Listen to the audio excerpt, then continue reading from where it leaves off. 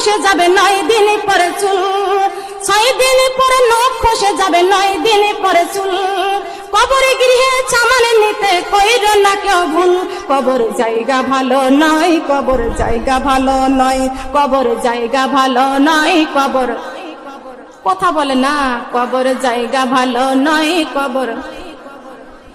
আমল দিয়ে কবর গৃহ সাজিয়ে নিতে হয়, আমল দিয়ে কবর গৃহ সাজিয়ে নিতে হয়, কবর জায়গা ভালো নয়, কবর কবর জায়গা ভালো নয়, কবর।